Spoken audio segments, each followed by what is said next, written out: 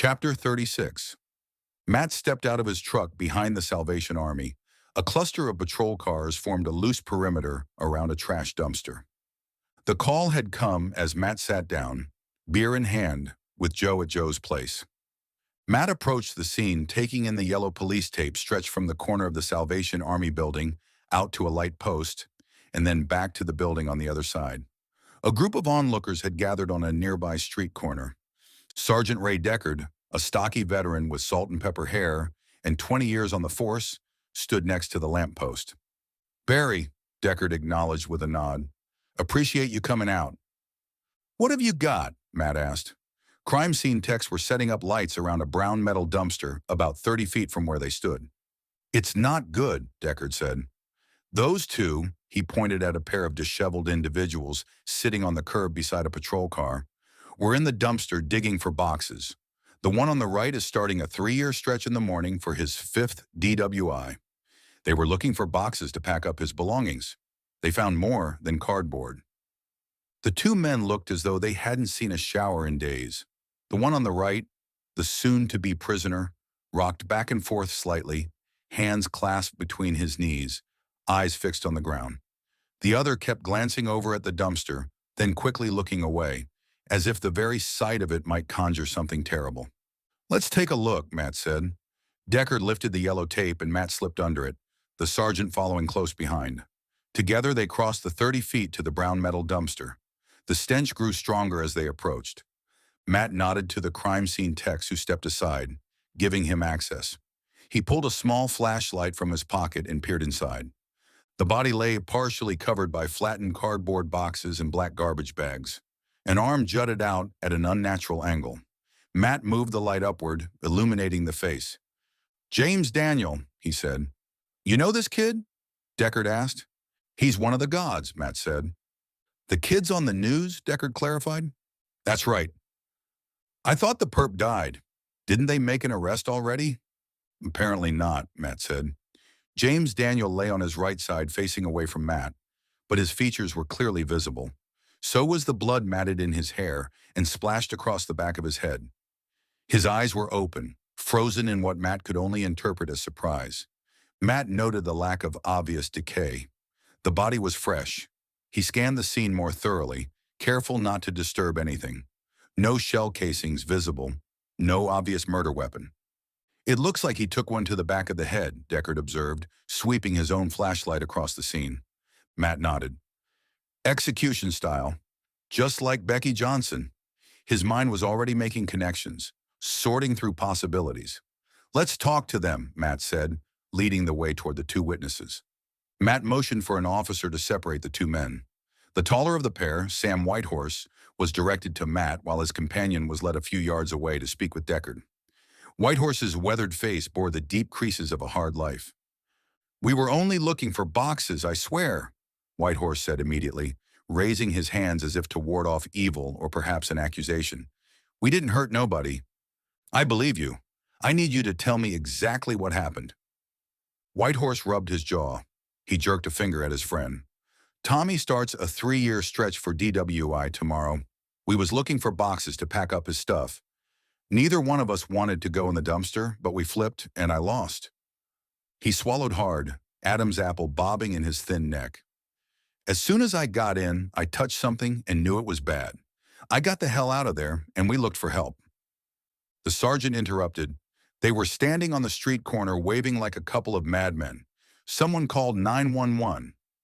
"Did you see his face?" Matt asked, returning his focus to Whitehorse. Whitehorse shook his head. "I didn't stay in there long enough." He shuddered. "What time did you get here?" "About an hour ago. We wanted to come early enough, where there was still light." Matt worked through several more standard questions, then crossed over to where Tommy was giving his statement to Deckard. The story matched. They'd been looking for boxes, Whitehorse lost the coin toss, climbed in, and immediately encountered the body. To the dismay of the two box hunters, Matt informed them a patrol unit would take them to the station for formal written statements. "We didn't do nothing wrong," Tommy protested. "You're not under arrest," Matt assured them. "We just need official statements. It won't take long." He glanced at Deckard. "Make sure they get coffee and something to eat while they're waiting." As the two witnesses were escorted to a patrol car, Matt stood with Deckard next to the sergeant's unit, the driver's side door wide open. Matt found himself staring at an odd-looking camera mounted on Deckard's dash, positioned next to the standard patrol camera. "What is that?" Matt asked, pointing to the device. Patrol units were equipped nowadays with dashboard-mounted cameras. This was different. It was smaller, more focused, with what looked like advanced optics. "Vigilance," Deckard said with a hint of pride. "It's new software. We've been using it for about 6 months now. All the patrol units have them. Remember the old days when you spotted a suspicious-looking vehicle in front of you and called in the license plate? Not anymore. The camera reads license plates as an officer is driving and automatically does a search for warrants. If a car has a warrant associated with it, the information pops up on the screen." Matt leaned closer, examining the technology. "Is it reliable?" "It damn sure is," Deckard said, demonstrating how the camera swiveled. "I can point that camera in any direction. If I point it to the side and drive through a parking lot, it scans every vehicle." Matt had the beginning of an idea. If these cameras had been in use for 6 months, there was a chance they'd captured something relevant to the case.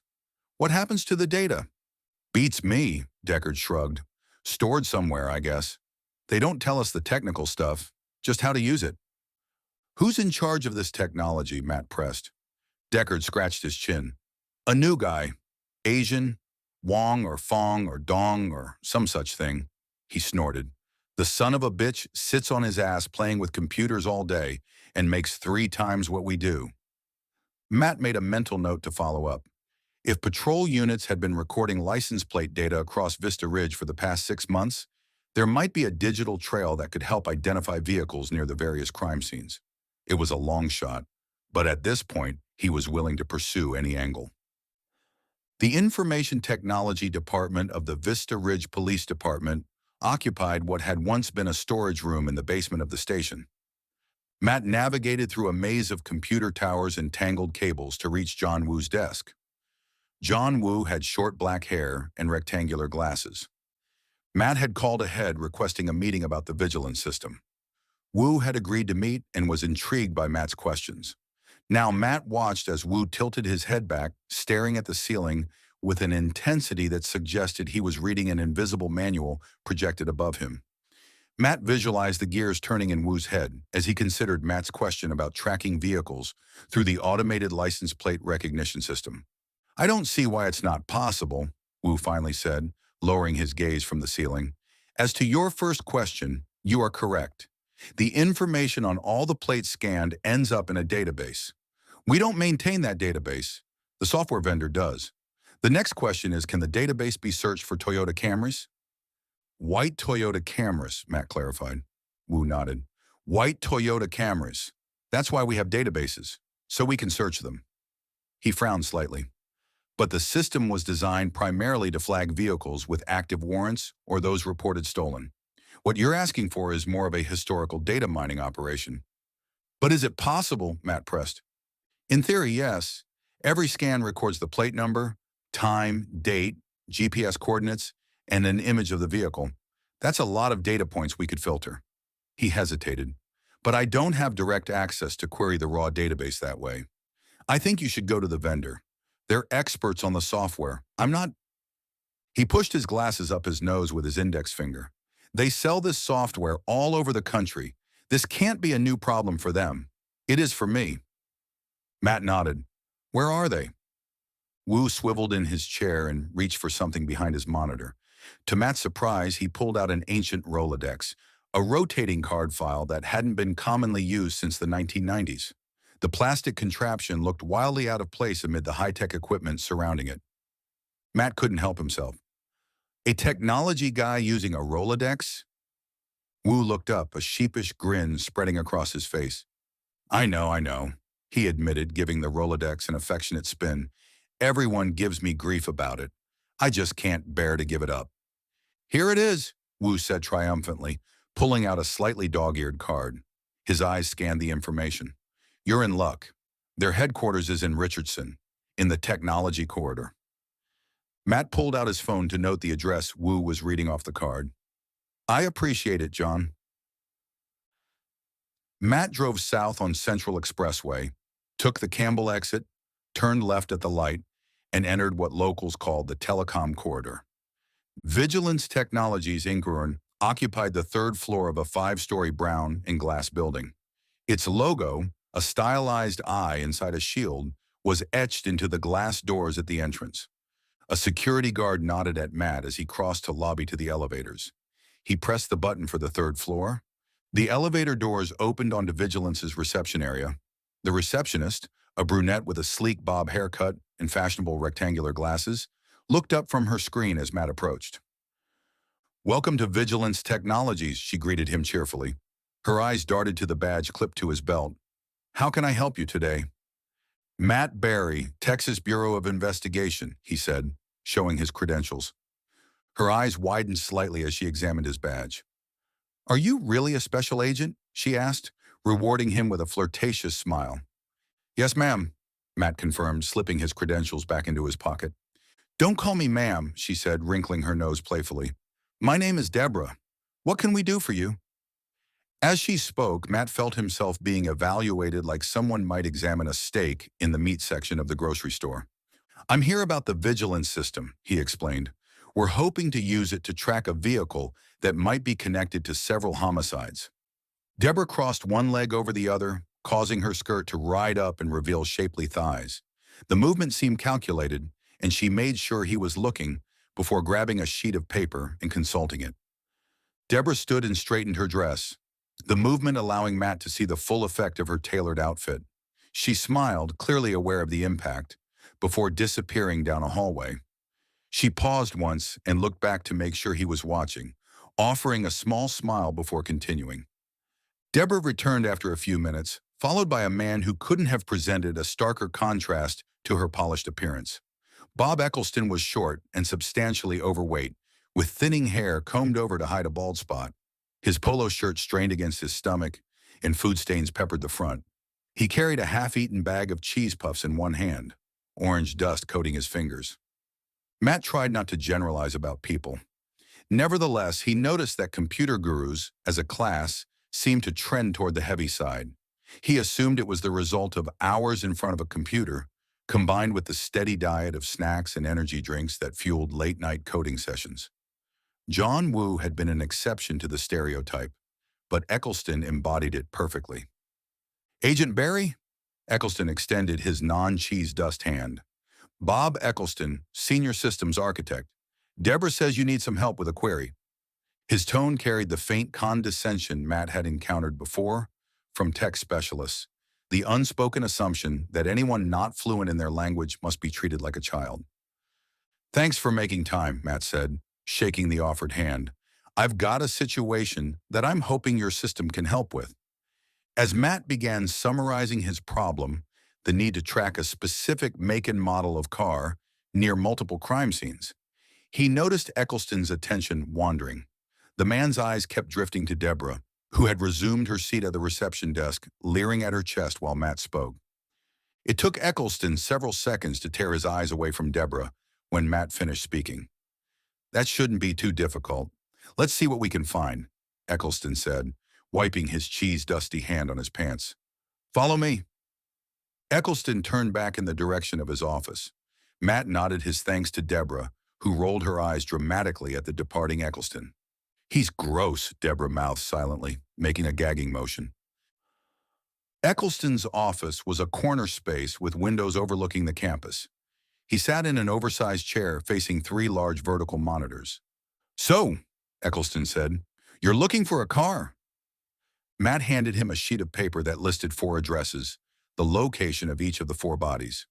Underneath each address was a 12-hour time frame, 12 hours calculated by counting backwards from the time each body was discovered.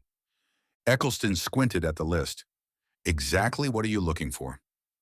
"Those addresses represent the locations of 4 murder victims," Matt said. "I want to know if a white Toyota Camry was scanned by your system within the time frame under each address." The mention of murder victims seemed to sober Eccleston slightly. He set down his snack bag and wiped his hands on a tissue before typing something on his keyboard. "Our system is used in Vista Ridge, Frisco, and Allen," he said, fingers moving rapidly as he navigated through screens that meant nothing to Matt. That's going to give us a pretty comprehensive coverage of the area. That's even better, Matt said. Can you do it? Eccleston pressed his lips together, considering. I don't see why not. It's going to take some time to set up the query parameters, though. He glanced at the list again.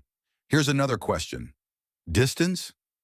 It's going to be easier if I search scans within a particular city during the relevant time period. If I try to narrow it, say to within a mile or two of a particular address, it's going to be a lot more complicated and take a lot more time. Try it the easy way first, Matt suggested, not wanting to overcomplicate things. We can always narrow it down once we see what comes back. Eccleston nodded, already absorbed in his screens, his fingers flying over the keyboard. This is going to need to process for a while, he said without looking up. I'll email you the results when they're compiled.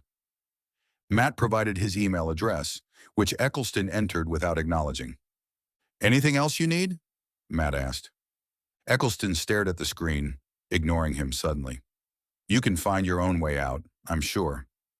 He reached for his cheese puffs without taking his eyes off the monitor, the dismissal complete. Matt left the office, both irritated by Eccleston's rudeness and hopeful that the search might yield something useful. As he walked back through the workspace, he noticed several employees watching him curiously. The TBI badge tended to have that effect. Deborah met him back at the reception desk, her professional smile sliding into something more personal as he approached. Is the Toad going to be able to help you? She asked. The Toad? Matt raised an eyebrow. That's what we call him. Not to his face, of course. She leaned forward conspiratorially. Eccleston's brilliant with code, but his people skills suck. He seems smitten by you, Matt said diplomatically. Yuck. Deborah shuddered dramatically. How about you? Are you smitten by me? Her tone was teasing, but her eyes held genuine interest. Matt shifted uncomfortably, caught off guard by the directness. I'm in a relationship, he managed, thinking of Penny waiting for him at home. Deborah raised an eyebrow, clearly not deterred. Are you married? Separated, Matt admitted. She's still living with you. Number A new girlfriend. How long have you known the new girl? A couple weeks or so, Matt said, surprised to realize how brief his time with Penny had actually been. It felt longer, given the intensity of their connection and everything they'd been through. And you're already living with her? It's a long story. Not that long. Deborah grabbed his wrist with surprising boldness and placed a piece of paper in his hand. Here's my number. Call me. Matt found himself holding her business card, which she'd flipped over to write her personal cell number on the back. Her fingers lingered against his palm for a moment before she withdrew. I should be going, Matt said, tucking the card into his pocket out of politeness, though he had no intention of using it. The afternoon had given way to evening by the time Matt pulled into the parking lot of Griff's Bar and Grill. Matt hadn't planned on being here. He'd spent the afternoon following up on James Daniels' murder, interviewing friends and family, searching for any connection that might explain why Apollo had been the latest god to fall. He'd been about to head home when his phone rang. The Toad, Deborah had said, is finished with your search. He printed the results off and says it'll make more sense if I show as opposed to emailing them to you. Meet me at Griff's in an hour and I'll buy you a beer. He spotted her instantly. Deborah had changed since their meeting earlier that day. Gone was the professional office attire, replaced by a form-fitting blue dress. Her hair was down now, framing her face in soft waves. She smiled when she saw him, and Matt felt a twinge of discomfort. This was beginning to feel less like a professional courtesy and more like something he shouldn't be doing. But the manila envelope sitting on the table in front of her kept him moving forward. 4 dead teenagers. That envelope might contain the key to finding their killer. Are you surprised to see me? Deborah asked as he approached, her smile widening. Actually, I am, Matt said, sliding into the booth opposite her. I expected the results by email. So boring, she replied, taking a sip from what looked like a gin and tonic. Besides, some things are better explained in person. She pushed a manila envelope across the table. Here it is. You might want to look at it, she suggested. The Toad explained it to me. If you have questions, I might be able to answer them for you.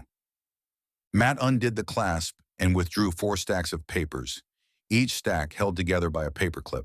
He examined the top one. The page was a section of a city map marked by 2 thumbtack-like dots. Each dot had a number next to it. The second stack showed a different section of map, this one with 3 dots. The third stack had 4 dots. Matt's pulse quickened as he began to understand what he was looking at. You have the results from Frisco, Allen, and Plano in front of you, Deborah explained, leaning closer. Her perfume drifted across the table. The bottom stack is a list of license plate numbers.